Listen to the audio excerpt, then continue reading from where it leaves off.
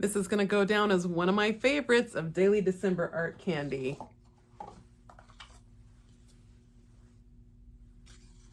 Draw or paint lights at night.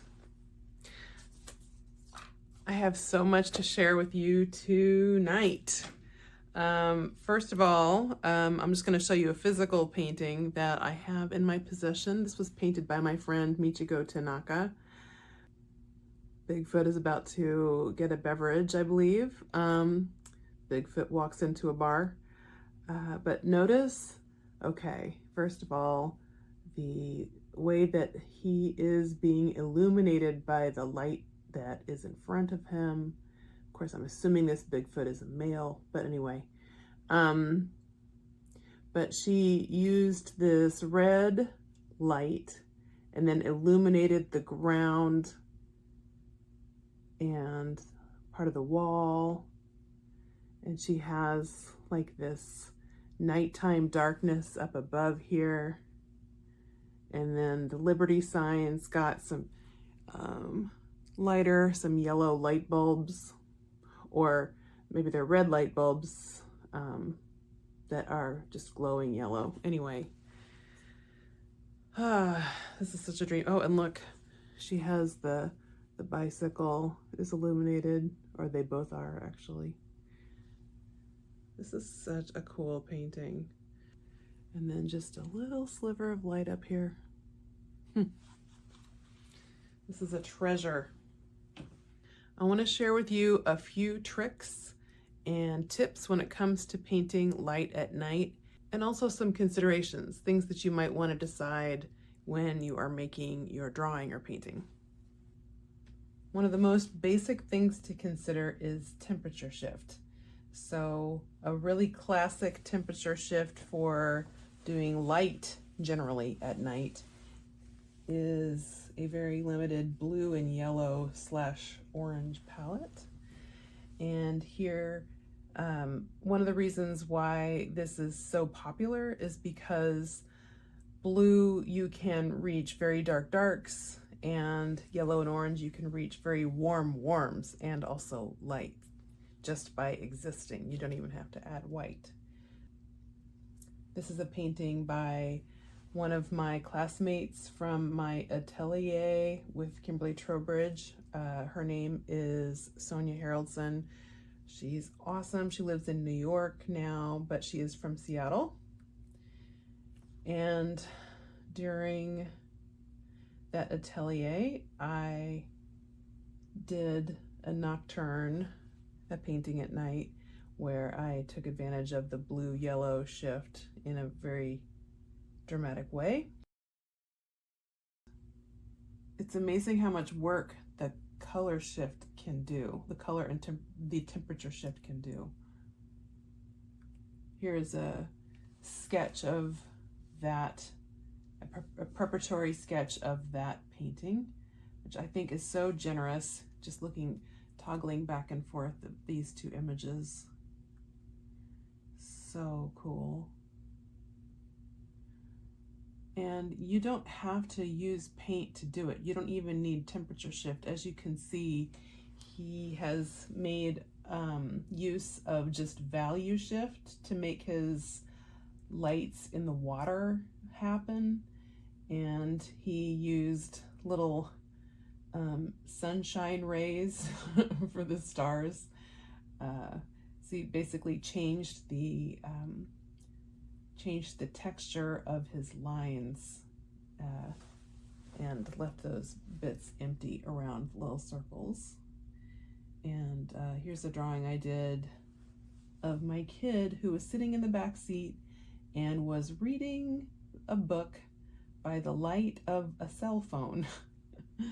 So I definitely was using value in order to indicate where the light was coming from and what the light was doing. And just the lightest parts are anywhere that obviously the phone flashlight is hitting. You can do more subtle temperature shifts like this painting by John Singer Sargent. If you look at the sleeve girl who's holding the round lantern, it's this pale blue, and then it's maybe even the same, very similar value as the lamp. It's maybe a little bit darker, but the lamp is pretty dark in certain places too. But it's just pure temperature change there.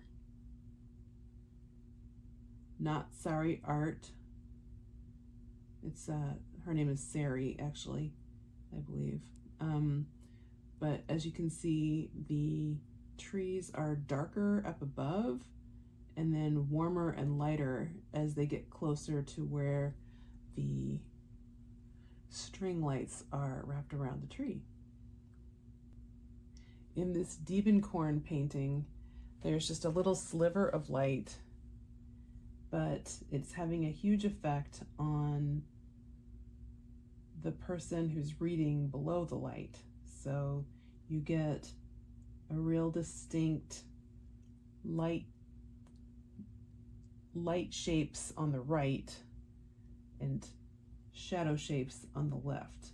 And on this painting that I did before Halloween, to be honest, I hardly spent much time on the actual light fixture itself, but I was thinking more about the effect that the light had on stuff around it. So I was really thinking about those pumpkins and their light and shadow shapes and the steps and how they would get increasingly dark the further away it got from the light. But the light doesn't necessarily have to be super warm to be effective.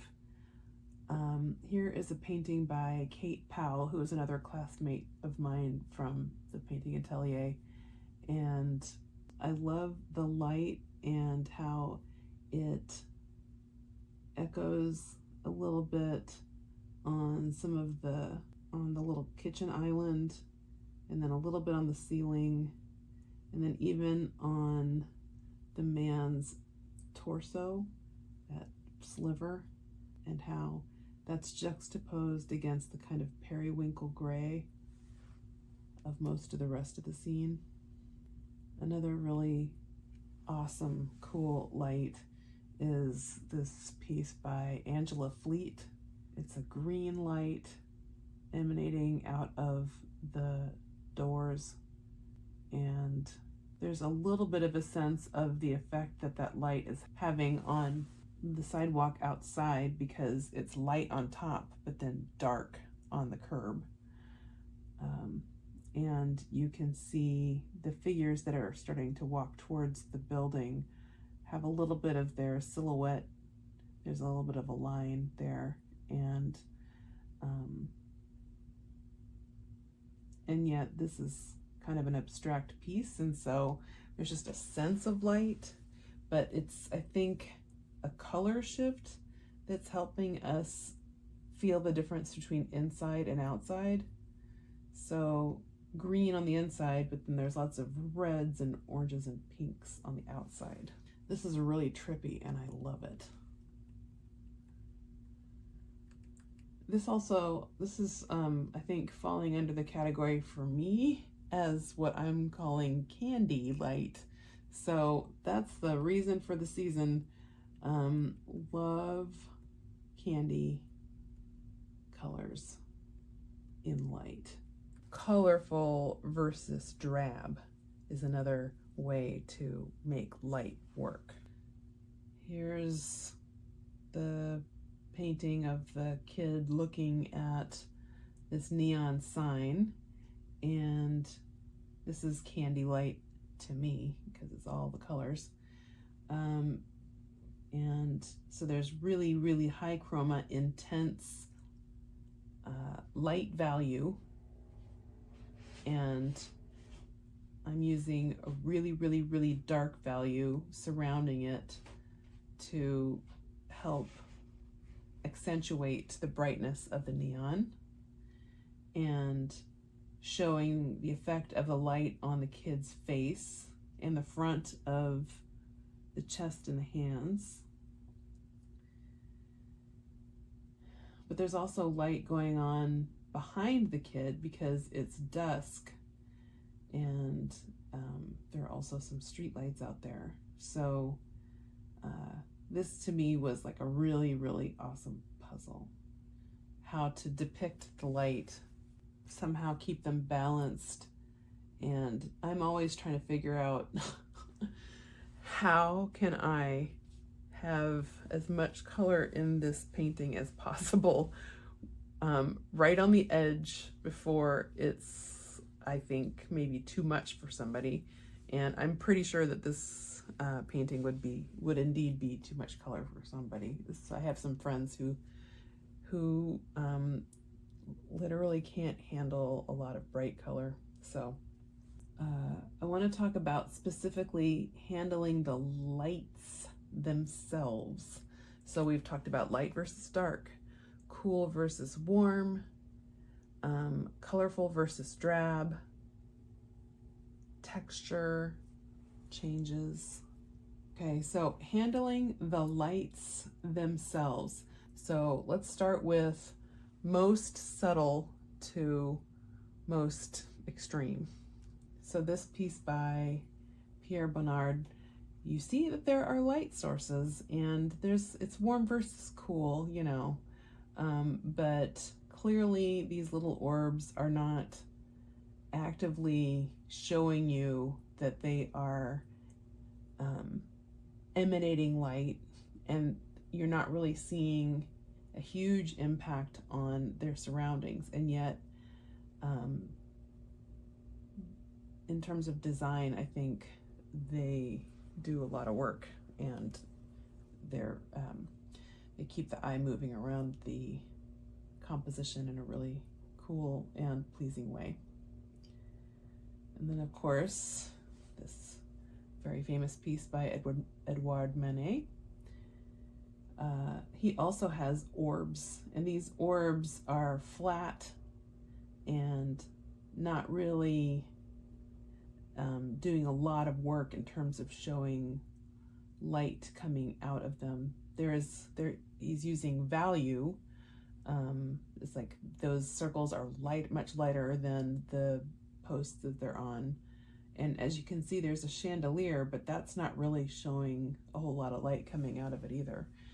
The main character here is, of course, the barmaid. And so if anything, the lights are just the backup singers for her. Here's another Bonnard painting using lights. And in this case, he is allowing the chandeliers to have an effect on what's below them. So you can see the stage is lit up, it's warmer, it's lighter than the side of the stage, and the lights themselves are yellow and the fixtures are blue, and then the audience members who are higher up are blue, but then the tops of people's heads down below are warmer.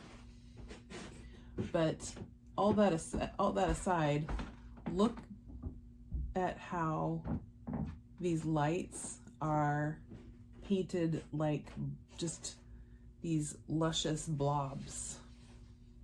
That's really interesting, because you think of light as being this luminous thing, you know, ethereal, and now here are these just like delightful blobs. So you can, moving back to Sargent again, you can have your light be kind of more luminous like this. Of course, this whole painting has a more refined, detailed approach, so that makes more sense here. Back to Diebenkorn, if you look at this lamp and that sliver of light, I think one reason why this works so well is because he has this sort of general yellow field and then just a slim white stripe, and somehow it doesn't try to dominate, but it's enough to let you know that the most intense part of the light in the room is coming out of that lamp. So that takes me back to the painting that I was working on yesterday. And I have been thinking about how I want to approach making light. And in this painting, I tried it, many different ways, because that was the whole point of this painting, was going to be that the light was so arresting that is what, to me, was more real and solid than anything else. So the trees in the background, the houses in the background, yeah, I'm not really looking at those. I'm thinking about the effect that the light is having on the street and on the other cars and on the windshield with the little raindrops and even on the atmosphere around it. So I had a lot of fun thinking about different ways that light was affecting everything. But I think what's really helpful is to look carefully at either a photograph or lights at night. So if you wanted to walk around and look at Christmas lights out in the world, and maybe take a couple of photographs of something that looks like it might be fun to draw or paint, and just mess around with it. And I think one of the considerations that is really important is, why are these lights here? For example, are they backup singers to the barmaid, or are they the main character, like the lights on the backs of the cars that are reflecting on the street? And it's going to affect the way that you paint the thing, What role are the lights playing on the entire composition? Are they creating a strange, interesting, intriguing mood with their unusual color? Or are they giving a homey, nostalgic feeling or a playful feeling? So I've been working on this painting where I was thinking about lights as the main character, and I'm looking forward to painting some more lights during this season. So I invite you to walk around with your phone, take some pictures of lights around your neighborhood, and do a little bit of some kind of color study or light study in your notebook. And if you want to share anything with me, you're welcome to email me at colortheory@annelivingston.com. And I will share with you anything that I come up with as well. I'm very much looking forward to experimenting with what role does the light play in this painting or drawing. Anyway, it's going to be really fun to paint lights during this very dark time of year, although we've just passed the winter solstice, and so now we are headed towards the light, slowly but surely. And what better way to look forward to that than painting some lights? So let's bring in some light into our lives. See you tomorrow.